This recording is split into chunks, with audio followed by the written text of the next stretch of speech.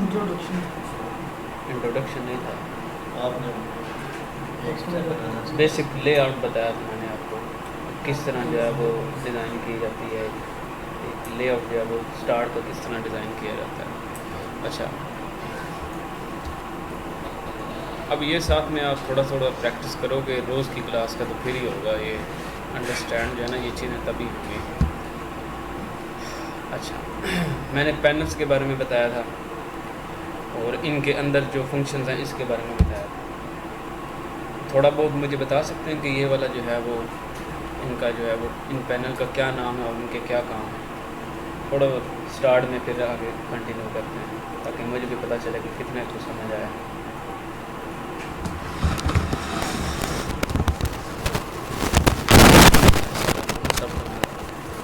तो इसमें आपने तो सबसे पहले बताया था, अगर यहाँ से इमेज के लिए कौन सा साइज चाहिए। पहले मुझे सब पैनल्स के नाम बताओ जो यहाँ पे अभी विजिबल हैं। इन विंडोज़ के क्या क्या नाम हैं, उनके क्या काम हैं, फिर आगे मूव होते हैं आर्टवर्क पे।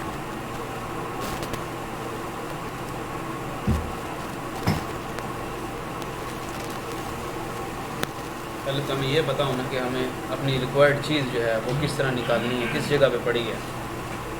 तो सिंपल सा कोई भी बंदा जो है वो इमेज इंपोर्ट करेगा और उस पर काम करना शुरू कर देगा। अब वो जो जहाँ से उसने टूल निकालने हैं उन चीज़ों का पता होगा उसे, तभी वो निकाल पाएगा ना। उस सेटिंग्स का पता होगा, उन वैल्यूज़ का पता होगा, तब जाके वो उसके अंदर एडजस्टमेंट कर सकेगा अपने हिसाब की। तो जो इंटरफेस है उसके बारे में हाउ नाउ होगी तो तभी पता लगेगा ना उसे। तो अब मुझे ये बताएं कि ये वाले जो पैनल्स हैं, अच्छा फर्स्ट ऑफ ऑल, हाँ मैं दोबारा बता दूँ। फर्स्ट ऑफ ऑल तो आपको पता होना चाहिए कि आपके पास जो यहाँ पे इंटरफेस है इसके अंदर क्या क्या चीज़ें हैं, क्या क्या मटेरियल है। तो इसके अंदर क्या होता है कि स्टार्ट में जाना, ये बिल्कुल फ्रंट पे 2 रोज़ हैं, इसे हम मेन्यू बार बोलते हैं, नीचे वाली को हम स्टेटस बार बोलते हैं। अब मेन्यू बार के अंदर सारे के सारे पीएस के फंक्शन हैं, पीएस के, हाँ जी, फोटोशॉप की जो सॉफ्टवेयर है इसके अंदर जो क्या क्या चीज़ें हैं, क्या क्या हम इससे मज़ीद या बेहतर कर सकते हैं, वो सारे फंक्शनलिटी इन मेन्यूज़ के अंदर छुपी हुई है। मैं फॉर एग्जांपल फाइल पे क्लिक करता हूँ तो सारे के सारे फंक्शन जो हैं मुझे अपने आर्ट वर्क से रिलेटेड जो है वो यहाँ पे देखने को मिलेंगे। ये वाली, इसे हम कौन सी रो बोलते हैं? मेन्यू बार, ठीक है। नीचे वाली इसे हम बोलते हैं स्टेटस बार। किसका स्टेटस? टूल का स्टेटस।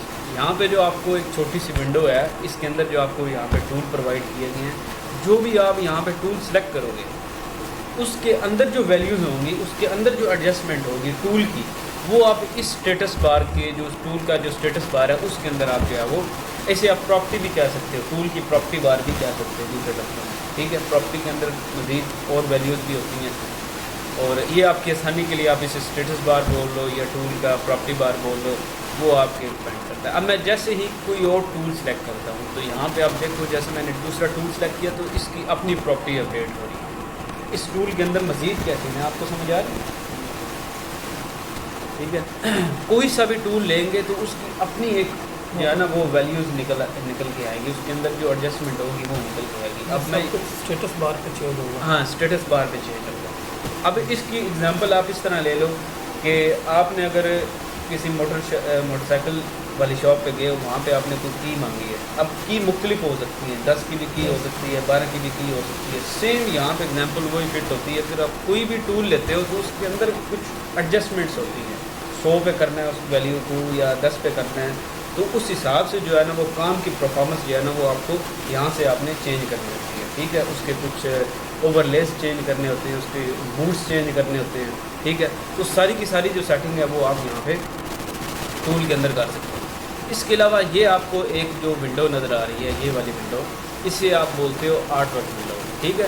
ये आपकी मेन विंडो है और इस विंडो के अंदर आपकी जो डिज़ाइन के एलिमेंट्स होंगे वो आपके यहाँ पे आपको दिखेंगे और इसी के अंदर आपका जो है ना वो सारा काम हो रहा होगा। अच्छा, उसके बाद आप आ जाओ यहाँ पे, आपके पास एक विंडो है लेयर्स की, ठीक है। ये मैंने आपको बताया था, अगर आप ये तो मैंने अपने हिसाब से इसको सेटिंग किया हुआ है, लेकिन अगर आप फर्स्ट टाइम आए हो, ठीक है, आपने इंस्टॉल किया फर्स्ट टाइम, तो आपके पास जो आएगा ना इंटरफेस वो इस तरह का आएगा, ठीक है। उसमें ये जो लेयर्स वाली है ना, ये वाली विंडोज़ ये एडजस्ट नहीं की हुई, ये मैंने अपने काम के हिसाब से जो बहुत ज़्यादा कॉमन यूज़ होती हैं लेयर्स, वो मैंने यहाँ पे फर्स्ट के अंदर सेट की हुई है। तो जब जैसे ही आप इंस्टॉल करोगे आपके पास बिल्कुल ठीक यही इंटरफेस नज़र आएगा, इसी तरह टूल नज़र आएंगे, इसी तरह ये जो है ना वो सारी विंडोज़ जो हैं वो रीसेट की है मैंने आपके सामने, ठीक है। अब जो आपने कॉमन सामने रखनी है जो जिनके अंदर बहुत ज़्यादा इस्तेमाल है, तो आप जो है ना वो किस तरह करेंगे उसकी आप थोड़ी सी आप सेटिंग कर लो। यहाँ पे राइट क्लिक करो, इस पैनल को क्लोज़ कर दो, ठीक है। उसके बाद कलर्स को भी हमने नहीं देखना, अभी स्विचेस को भी नहीं देखना हमने, ठीक है। इंग्रेडिएंट्स पे भी नहीं अभी बात करनी, इस पे भी नहीं बात करनी हमने अभी, ठीक है। अभी हमने जस्ट प्रॉपर्टी लेयर्स, ठीक है, बाकी को जो है ना वो आप यहाँ से इनको भी क्लोज़ कर दें, ठीक है। अभी हम इन पर बात नहीं करेंगे, नेक्स्ट वाली जो है ना क्लासेस में हम सब पे बात करेंगे। अब ये आपकी लेयर वाली विंडो है, इस विंडो को उठा करके आप यहाँ पे स्नैप करोगे तो आपके पास ये ब्लू कलर की लाइन आ रही है, तो इसका मतलब है कि ये यहाँ पे लेयर वाली विंडो एडजस्ट हो जाएगी, ठीक है। हाँ एडजस्ट किया, ताकि इनके अंदर बहुत ज़्यादा जो है ना वो चेंजेस हो रही होती हैं, हमने अपने काम के हिसाब से करनी होती है। एक विंडो आपकी कौन सी है, लेयर्स की, और दूसरी विंडो कौन सी है, किसकी प्रॉपर्टी वाला, जो भी आपका नहीं, यहाँ पे टूल की प्रॉपर्टी के लिए अलग बात है। ये जो प्रॉपर्टी है ना, ये आपके डिज़ाइन की जो एलिमेंट होगा ना, डिज़ाइन का एलिमेंट, फॉर एग्जांपल टेक्स्ट है, तो टेक्स्ट की जो प्रॉपर्टी होगी ना वो आपको यहाँ पे अपडेट होगी। हाँ जी, अगर आप यहाँ पे कोई बॉक्स बनाते हो तो उस बॉक्स की जो प्रॉपर्टी है उसके अंदर आपने बॉक्स तो ले लिया, उसके साथ आपने क्या करना है, बॉक्स को राउंड करना है, चेंज करना है, उसका जो है ना वो साइज़ चेंज करना है, उसके अंदर कोई डिज़ाइन बनाना है, तो वो आपको इस प्रॉपर्टी पैनल के अंदर क्विक जो है ना वो आपको यहाँ पे सारे ऑप्शन मिल जाते हैं, जो कि आपने यहाँ से मेन्यू के अंदर निकालने होते हैं, ठीक है। वो आपको फौरी यहाँ पे मिल जाते हैं। तो ये एक इसका जो है ना वो प्लस वाला जो है ना वो फीचर है, ये पुराने वाले वेरिएंट्स के अंदर नहीं है, ये वाला जो है ना प्रॉपर्टी वाला, उसके अंदर ये चीज़ अपडेट नहीं होती। तो जो भी एक्शन लेना आपने, डिज़ाइन का एलिमेंट आपने ले लिया, जो भी इसके बाद जो एक्शन लेना वो आप यहाँ पे प्रॉपर्टी पैनल के अंदर आप ले सकते हो। तो अब जो है वो हम आ जाते हैं फर्स्ट एलिमेंट के ऊपर, जिसे हम बोलते हैं यहाँ पे शेप, ठीक है। डिज़ाइन का फर्स्ट एलिमेंट है, ठीक है। ये शेप वाला जो है ना वो मैंने टूल लिया और शेप से मैंने जो है वो एक बॉक्स ड्रॉ किया, ठीक है। अब जैसे ही आपने बॉक्स ड्रॉ किया तो आपके पास यहाँ पे आपने लेयर्स वाले पैनल के अंदर देखा कि 2 लेयर्स होगी, ठीक है। और इधर आप देख रहे हो प्रॉपर्टी के अंदर इसका कलर आपको नज़र आ रहा है, इसकी जो है वो आउटलाइन आपको नज़र आ रही है ब्लैक कलर की, ठीक है। अब इस शेप के रिलेटेड और जो आपकी चेंजेस हैं वो आप यहाँ से आप इजीली कर सकते हो, साइज वगैरह। हाँ जी, साइज़ का कर सकते हो, इसका डिज़ाइन वगैरह का चेंज करना है, वो काफ़ी सारी और जो है ना फंक्शन आप यहाँ पे क्विक परफॉर्म कर सकते हो, ठीक है। फॉर एग्जांपल मैं यहाँ पे अगर कोई इमेज लेता हूँ, यहाँ से मैं कोई इमेज निकाल लेता हूँ,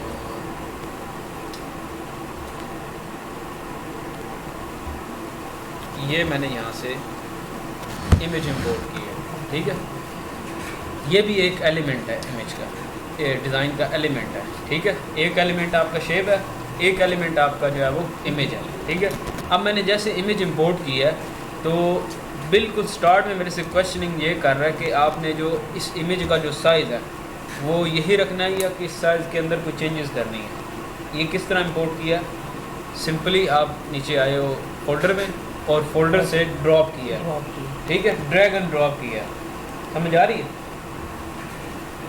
अब मैं इसे कहता हूँ कि ये मेरा फाइनल साइज़ है और मैं इसे बता देता हूँ जी ठीक है ये मेरा फाइनल साइज़ है, और यहाँ पे मैं सबसे पहला टूल लेता हूँ मूव टूल, और इस मूव टूल से इसको जो है वो नीचे यहाँ पे एडजस्ट कर लेता हूँ, ठीक है। अच्छा, अब क्या होता है कि आपने जैसे इमेज यहाँ पे इंपोर्ट की है, एक तो इस लेयर के साथ एक छोटा सा आइकन आपको नज़र आ रहा है, इसे हम बोलते हैं स्मार्ट ऑब्जेक्ट, ठीक आइकन, ठीक है। ये स्मार्ट ऑब्जेक्ट क्या होता है कि जैसे ही आपने इमेज यहाँ पे इंपोर्ट की है तो ये जो इसकी ओरिजिनल हालत है वो उसको इसने जो है ना वो सेव कर दिया एक न्यू लेयर के अंदर, ठीक है। क्या कर दिया इसने, एक न्यू लेयर के अंदर इसने सेव कर दिया है। अब मैं जैसे इस पर क्लिक करता हूँ तो ये आपकी ओरिजिनल इमेज है। अब इसने ऐसा ये क्यों किया, ताकि आप जो है वो इजीली इसको रीसाइज कर सकें। ठीक है, अगर आप बड़ा साइज़ करोगे फिर वापस छोटा साइज़ करोगे तो इमेज जो है वो सारी डिस्टर्ब हो जाएगी। तो इसलिए इसने क्या किया, इसको कर दिया कन्वर्ट टू स्मार्ट ऑब्जेक्ट। ये जो आपको आइकन नज़र आ रहा है, ये कोई भी इमेज हम लेंगे उसके ऊपर ये ऑटो ही होगा। हाँ जी, जो भी आप इमेज यहाँ इंपोर्ट करेंगे उस पर ये ऑटो कर देगा। हाँ, कन्वर्ट टू स्मार्ट ऑब्जेक्ट कर देगा, यानी कि उसका जो है ना म्यार, उसको उसने सेव कर दिया एक न्यू लेयर के अंदर। अब उस न्यू लेयर के ऊपर एडिटिंग वगैरह सब कुछ कर सकते हैं। यहाँ पे भी आप एडिटिंग कर सकते हो। अब मैं इस पर राइट क्लिक करता हूँ, इसको कर लेता हूँ रास्टराइज लेयर। ठीक है, इसे क्या कर लेता हूँ, रास्टराइज से ये जो है वो आइकन हट जाएगा। अब डायरेक्टली जो भी मैं काम करूँगा अब इस इमेज के ऊपर कर सकते हैं। ठीक है, अब उस केस में क्या होगा कि मैं उस लेयर के अंदर जाके काम करूँगा, तो वो जो है वो मेरे लिए थोड़ा सा प्रॉब्लम होगा। लेकिन अब जब आप आगे वाली क्लासेस में जाएंगे तो काफ़ी सारी लेयर्स होंगी, तो उनको मैनेज करने में बहुत ज़्यादा आसानी होती है, इसलिए उन्होंने यहाँ पे ऑटो का फीचर दिया हुआ है। तो अभी स्टार्ट में हम बिल्कुल सिंपल देख रहे हैं कि इसको हमने किस तरह यूज़ करना है। तो यहाँ पे आप लेयर देख रहे हो, यहाँ पे बिल्कुल एक सिंपल वाली लेयर यहाँ पे बन चुकी है। अब यहाँ पे इसकी प्रॉपर्टी के अंदर आओ तो आपको यहाँ पे इसके जो एक्शंस हैं वो आपको डायरेक्टली यहाँ पे दिख रहे हैं। एक इसका इमेज का जो है वो आप ट्रांसफॉर्म कर सकते हो। एक जो मेजर एक्शन है, ट्रांसफॉर्म से क्या होता है, इसकी मुख्तलिफ साइजिंग कर सकते हो, वैल्यूज़ के हिसाब से छोटा बड़ा कर सकते हो। वैसे तो हम कंट्रोल टी करते हैं तो हम जो है वो डायरेक्ट इसका साइज जो है वो चेंज वगैरह कर सकते हैं। कंट्रोल टी हाँ जी, कंट्रोल टी फॉर ट्रांसफॉर्म। ठीक है, टी फॉर ट्रांसफॉर्म, और ट्रांसफॉर्मिंग साइज़ को चेंज करना, इसकी पोजीशन को चेंज करना, तो वो सारे का सारा काम जो है वो अब यहाँ पे इसको देख सकते हैं। उसके बाद अलाइनमेंट है, इसको अभी आप मैं जो है ना वो स्किप करूँगा अभी के लिए। तो नेक्स्ट के अंदर आ जाते हैं, आपके पास क्विक एक्शन है। ठीक है, क्विक एक्शन क्या है कि फॉर एग्जांपल मुझे इस इमेज का बैकग्राउंड जो है वो चेंज करना है। ठीक है, सिंपली इस इमेज को आप यहाँ पे कंट्रोल टी कर लो और इसको यहाँ से छोटा कर लो, शिफ्ट के साथ इसको आपने रिसाइज कर लेना। किसके साथ, शिफ्ट के साथ, ताकि ये अपनी वापस जो है ना ओरिजिनल हालत में रहे। ठीक है, इसका जो साइज़ है वो बिल्कुल ठीक तरीके से एडजस्ट हो। अच्छा, अब यहाँ पे लेयर सेलेक्ट है। एक्शन किस लिए किया है, वहाँ से तो चलो ट्रांसफॉर्म यहाँ पे किस लिए किया है? ये मैंने इसलिए किया ताकि आपको इजीली इसका बैकग्राउंड जो है ना वो रिमूव हुआ हुआ दिख जाए, इसलिए मैंने इसको रिसाइज किया। ठीक है, यानी कि वो बैक पे भी वाइट है और इसका भी बैकग्राउंड भी वाइट है, तो आपको नज़र नहीं आएगा इसका बैकग्राउंड वो हुआ है या नहीं हुआ। तो आपने जैसे इमेज इंपोर्ट की है तो फ़ौरन उसका बैकग्राउंड मूव करना पड़ता है किसी इमेज का। तो अब वो आपने कैसे करना है क्विक में, तो वो मैं आपको ये जब आपने पिक सेलेक्ट की तो फिर ये वाइट ही था सारा। हाँ, वाइट ही था ना, वो मैंने इसके ऊपर रखी है ना ताकि आपको सही तरह प्रोमिनेंट हो जाए चीज़। अभी मतलब कि बैकग्राउंड इसका हो रिमूव नहीं हुआ अभी सिर्फ रखा है। ठीक है, दिखाने के लिए कि किस तरह बैकग्राउंड मूव होता है। इसलिए उसका कलर जो है ना वो बैक से और है ना तो आपको वादिया वाइट दिख रहा है, इसलिए मैंने इसके ऊपर रखा है। अब ये लेयर सेलेक्ट की हुई है, कौन सी वाली, ये जिसका हमने बैकग्राउंड रिमूव करना है। ठीक है, इसको मैं क्लिक कर लेता हूँ यहाँ पे रिमूव बैकग्राउंड। अब जितना इस इमेज का म्यार अच्छा होगा, जितना इसकी क्वालिटी अच्छी होगी, उस हिसाब से ये जो है ना वो इसको डिटेक्ट करेगा और इसमें से वाइट का जो है ना बैकग्राउंड जो है वो रिमूव कर देगा।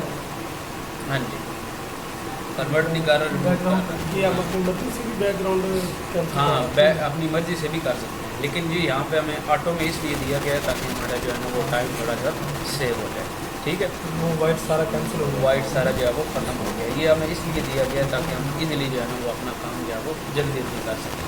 ठीक है, लेकिन इस ये होगा कि सारा बैकग्राउंड वो जो सा रिमूव हो जाएगा। हाँ जी, लेकिन अपनी मर्जी करनी होगी, अपनी मर्जी का हम आगे चल के करेंगे। हाँ, अब डिटेल में इस ऑप्शन से हाँ इसी ऑप्शन से हम एक्शन से हाँ हम डिटेल में पढ़ेंगे आगे चल के। ठीक है, ये तो अभी जस्ट फॉर इंट्रोडक्शन के लिए है, इंटरफेस के लिए आपको बता रहा हूँ कि कौन सी चीज़ें किस जगह पे किस तरह परफॉर्म होनी है। अभी बिल्कुल आपका स्टार्ट है, तो इंशाल्लाह इसको हम डिटेल में देखेंगे जाके। एक एक्चुअल बेहतरीन सा ग्राफिक्स जो है वो किस तरह डिज़ाइन होता है, वो सारा एक प्रॉपर जो है ना एक सीक्वेंस बना हुआ है मेरे पास सिलेबस, वो आपको शेयर करना है।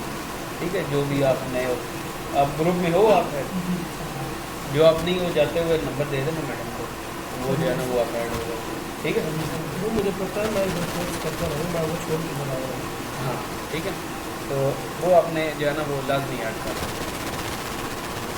अच्छा, अब ये इसका जो है वो सिंपल वाला बैकग्राउंड जो है वो रिमूव हो चुका है। अच्छा, अब यहाँ पे आपको बिल्कुल 3 लेयरें जो है वो दिख रही हैं, कौन सी? जी अभी वो बैकग्राउंड रिमूव हो गया, अगर हम वापस वो एंडो बटन करना चाहें, वापस निकालना होगा। रिटर्निंग के लिए जो है ना वो मैं आपको बताऊंगा आगे। जो आपने टूल ब्रश वाला लिंक देखा कि अभी को किस तरह यूज़ करना, हम ब्रश से वो वापस भी जा सकते हैं। यहाँ से ये ख़राब हुआ ना तो वो हम आगे चल के देखेंगे, ठीक है। अभी जो है ना वो सारा एक दफ़ा इंट्रोडक्शन देख सारा जो टूल्स जो है वो किस तरह स्टार्ट में काम करते हैं वो डिटेल में हम देखेंगे सारे सारी। अच्छा, यहाँ पे आप देख रहे हो कि आपके पास 3 लेयर हैं, ठीक है। अब यहाँ पे इस लेयर को मुझे चेंज करना है, इसका बैकग्राउंड चेंज करना है, ठीक है। इस पूरे डॉक्यूमेंट का बैकग्राउंड चेंज करना है, तो पहले तो इसका जो है ना ये आपने लॉक चेंज कर लेना है, ठीक है। कंट्रोल Z करना तो ये आपके पास एक छोटा सा लॉक कर देना है, तो इस पर आपने जस्ट क्लिक कर लेना, ये अनलॉक हो जाएगी और इसको ड्रैग कर देना यहाँ पे बस, ठीक है। ये जो नीचे है आपके पास, हाँ जी, कंट्रोल Z पर जो है ना जो आप लास्ट वाला जो है ना वो आपका जो आपने किया हुआ था एक्शन वो आपका। अच्छा, लेयर के अंदर आ जाना तो आपके पास ये जो छोटे से आइकन्स हैं उनके बारे में आप थोड़ा सा देख लेते हैं, ये किस तरह यहाँ पे दिए गए। अच्छा, सबसे पहला जो है वो आपके पास एक डिलीट लेयर का ऑप्शन है, ठीक है। कोई सी भी आप लेयर को सिलेक्ट करोगे और यहाँ पे क्लिक कर दोगे तो वो लेयर क्या हो जाएगी, डिलीट हो जाएगी, ठीक है। तो अब ये मेरे से क्वेश्चन कर रहा है कि वाकई इसको लेयर को डिलीट करना है, मैं कहता हूँ जी यस, ठीक है। तो ये जो है वो लेयर डिलीट होगी। इसी तरह जो है वो वापस हाँ कंट्रोल Z किया। इसी तरह आपने नीचे जो है वो न्यू लेयर के लिए क्या करना है, यहाँ पे आपके पास एक छोटा सा प्लस वाला आइकन है जी, तो आपने यहाँ पे जस्ट क्लिक करना है, तो आपको यहाँ पे एक न्यू एक्टिविटी लेयर बन जाएगी। अब इसके अंदर कोई कलर नहीं है, कोई कुछ नहीं है।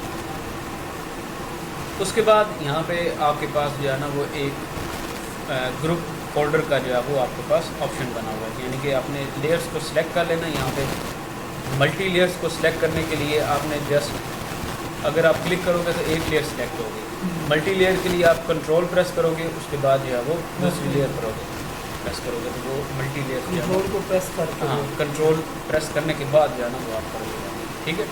उसके बाद अगर आप ग्रुप कर दोगे तो वो एक फोल्डर के अंदर मूव हो जाएगा। हाँ जी, प्रॉपर ऑर्गेनाइज जो है ना वो एक तरीके से एक स्ट्रक्चर बनता जाएगा कि ये इस ग्रुप के अंदर ये वाली मेरी लेयर्स हैं, टेक्स्ट वाली लेयर्स हैं, इस ग्रुप के अंदर मेरी डिज़ाइन वाली लेयर्स हैं, तो वो सारी की सारी जो है वो आपकी ऑर्गेनाइज होगी, ठीक है। अच्छा, उसके बाद आपने नीचे देख लेना, यहाँ पे आपके पास एक एडजस्टमेंट का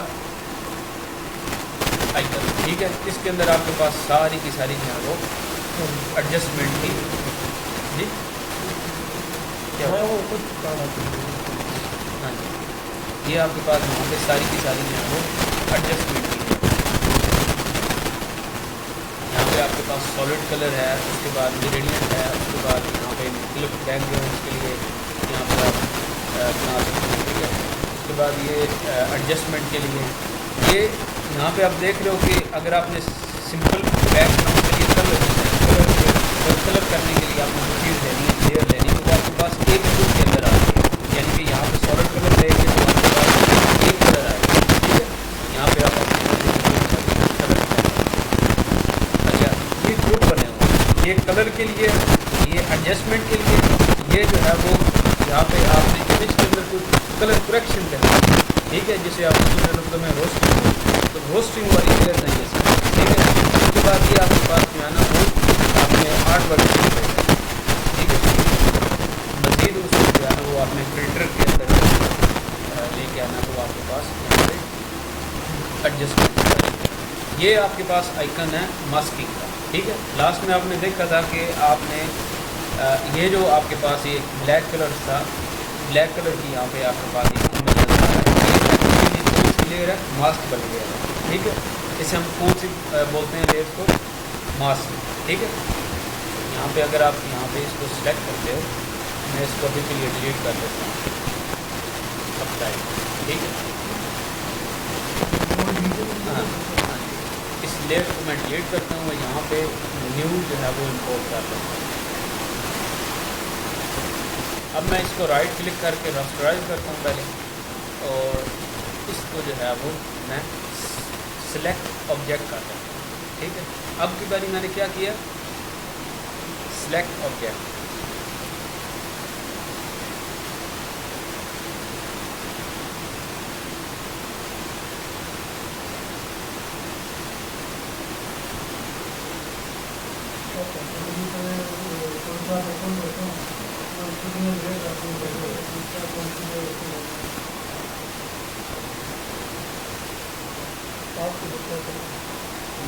आप क्या करते हैं?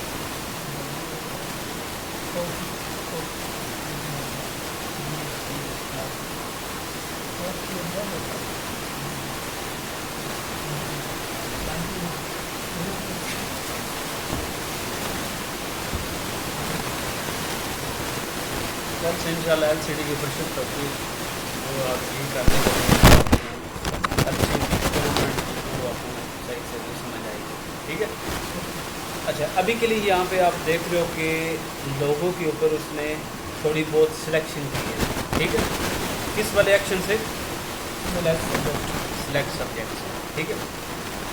और यहाँ पे आके सिंपल मैं जो है वो यहाँ पे लेयर मास्क कर, अब सेम वही वाला काम हुआ है जहाँ ये ऑटो काम है, ठीक है। तो यहाँ पे इसने क्या किया है, मास्क कर दिया, लेयर कौन सी इसके अंदर ऐड हुई है, मास्क, ठीक है। जो बैकग्राउंड वाला हिस्सा था उसके ऊपर उसने क्या कर दिया, मास्क चढ़ा दिया, और वो जो है वो आपको जो भी आपको ब्लैक एरिया है उस इमेज का वो आपका जो है वो हिडन हो गया, और जो आपको वाइट वाला जहाँ से बिल्कुल थोड़ा सा नजर आ रहा है वो आपको जस्ट फॉर इंट्रोडक्शन है, इसको कंप्लीट जो है डिटेल में देखेंगे कि हम अपने तौर पे किस तरह बना सकते हैं। अगर आपने आप यहाँ पे देख लो कि ये जो इसका टेक्स्ट लिखा हुआ है, यहाँ पे एक भी टेक्स्ट है, तो हम ब्रश की मदद से जो है ना इसको वापस किस तरह लेके आ सकते हैं। बाद का ये जो है ना बिल्कुल ठीक जो है ना परफॉर्म नहीं करता है, ठीक है। जैसे कि आप देख लो कि क्या कर दिया, हाँ कुछ जो है वो टेक्स्ट लेगा और कुछ जो है वो मिस कर देगा, तो इसको हम किस तरह देख सकते हैं, तो वो हम डिटेल में देखेंगे। अभी के लिए जस्ट सिंपल आप लेस देख रहे हो कि एक्शन जो भी हमने परफॉर्म करना है वो अपने प्रॉपर्टी के अंदर करना है, जो भी लेस बनेंगी, जो भी आपने काम करना है वो आपको लेस बाय लेस मिलता जाएगा। अगर अब मैं यहाँ पे टेक्स्ट वाली लेयर लेता हूँ, यहाँ पे मैंने टेक्स्ट पे क्लिक किया और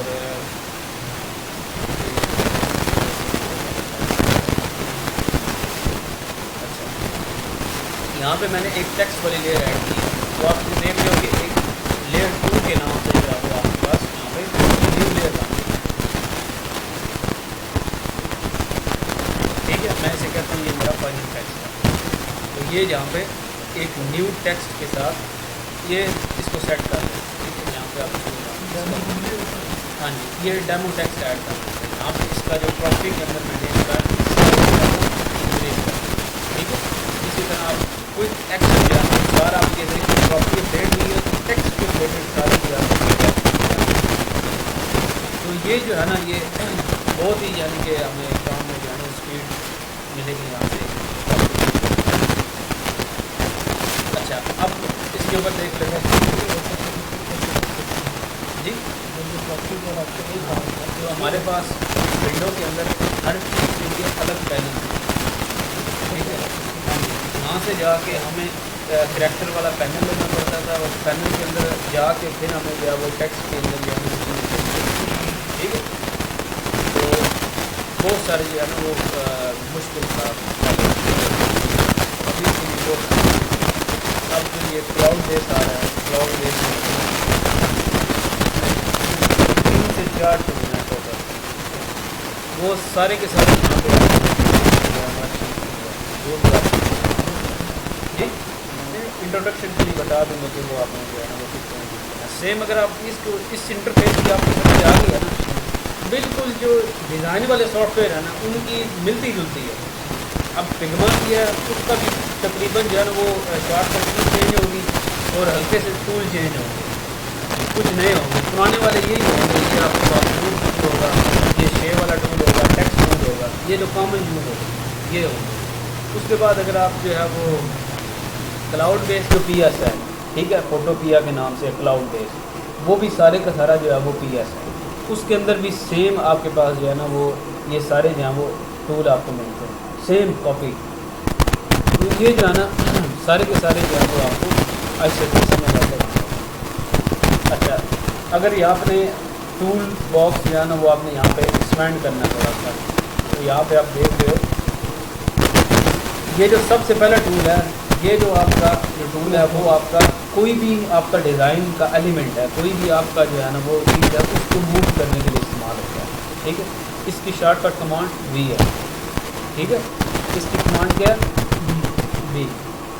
अच्छा, इसके साथ जो है ना वो आपने अभी थोड़ी देर पहले देखा है कि सिलेक्शन हुई है, ऑटो सिलेक्शन हुई है, ठीक है। अगर मैनुअली सिलेक्शन हमने अपनी मर्ज़ी से लेनी है तो वो उसके लिए आपने रेक्टेंगल मार्की टूल का इस्तेमाल कर सकते हैं। अब जितने मर्जी सेलेक्ट कर सकते जी, जितनी मर्जी लेयर सेलेक्ट कर सकते हैं। हाँ, जितनी मर्ज़ी आप जो है ना वो इस इमेज के अंदर जो है ना वो आपने सिलेक्शन करनी है बॉक्स के अंदर, तो वो आप कर सकते हैं।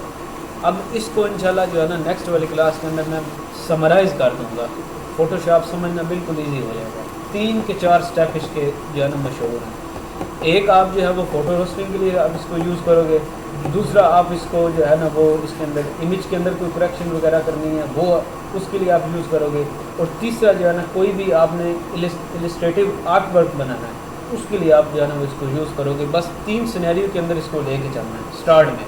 जैसे जैसे आपको अपने जो है ना वो नॉलेज आपका इम्प्रूव होता जाएगा, नेट से भी आप देखते रहोगे, इधर उधर से भी वीडियोस वगैरह देख के आपको जैसे जैसे आपका डिज़ाइन वाला एक कॉन्सेप्ट इम्प्रूव होता जाएगा तो आप अपनी मर्ज़ी से इसको और भी काफ़ी सारी जो है ना वो चीज़ों में इस्तेमाल कर सकते हैं। स्टार्ट में हम इजीली इसको समझने के लिए इसको मैंने 3 जो है ना मेजर कैटेगरीज के अंदर डाल दिया। कौन सी?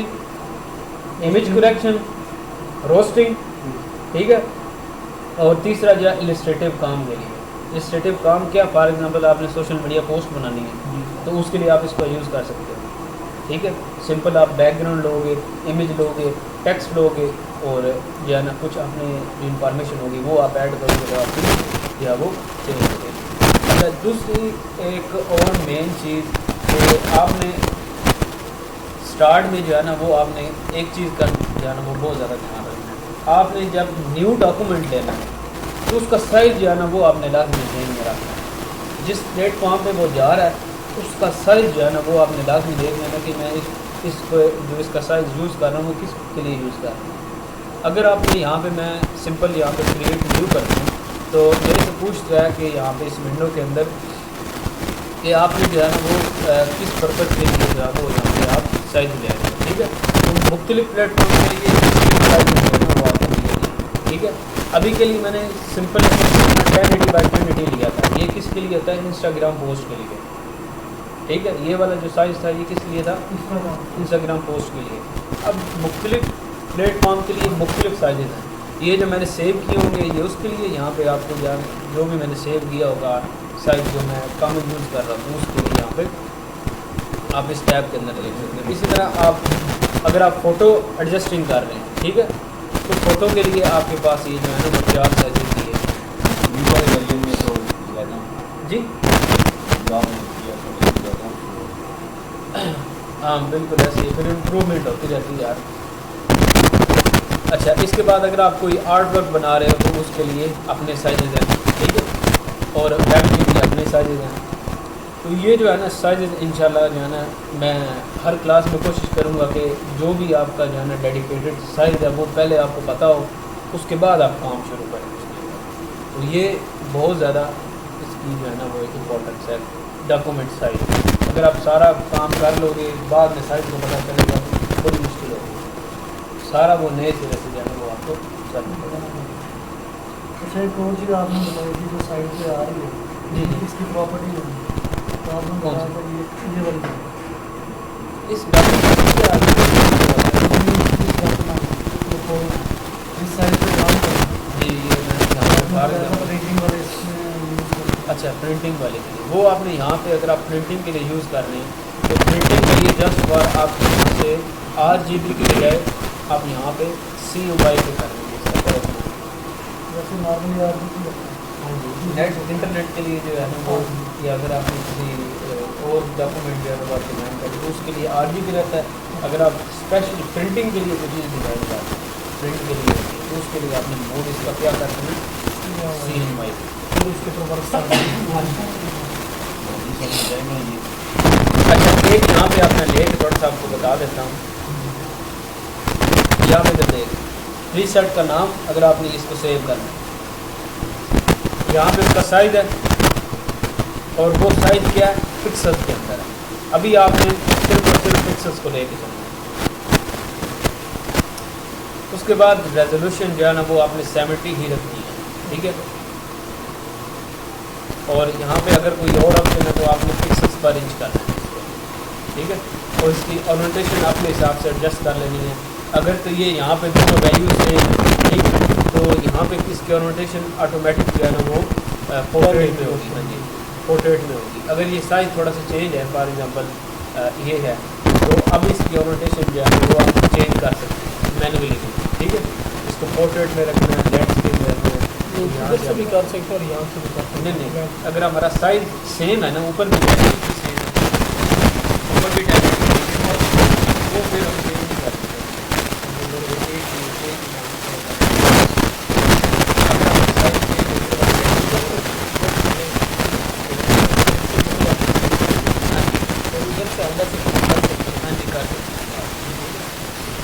इमेज के लिए आप जो है ना उसकी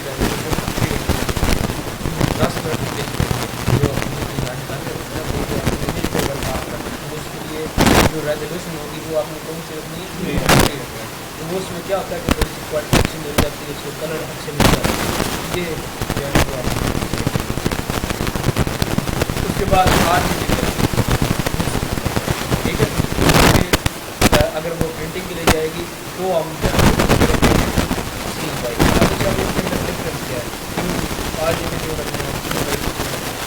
डिफरेंस ये है जो आज ये थोड़े से लाइट कलर है, ठीक है, लाइट कलर है। और CMY के अंदर जो कलर होते हैं वो थोड़े से डार्क कलर प्रिंटिंग के दौरान। हाँ, प्रिंटिंग के दौरान की क्वालिटी बहुत अच्छी है, वो डार्क ही कलर होते हैं। वो डार्क जो भी आप कलर लोगे वो हल्का सा ऑटोमेटिक डार्क में ही ये सारा पहले जी देख में अभी मैंने डॉक्यूमेंट नहीं लिया, ये सारी सेटिंग करके पहले आपको पता हो कि भाई किस चीज़ के लिए डिज़ाइन करूँगा, ठीक है। प्लेटफॉर्म का पता ये नहीं रिसेंट में न्यू डॉक्यूमेंट लिया आपने, जैसे आप इंटरफेस ओपन करोगे तो ये आपका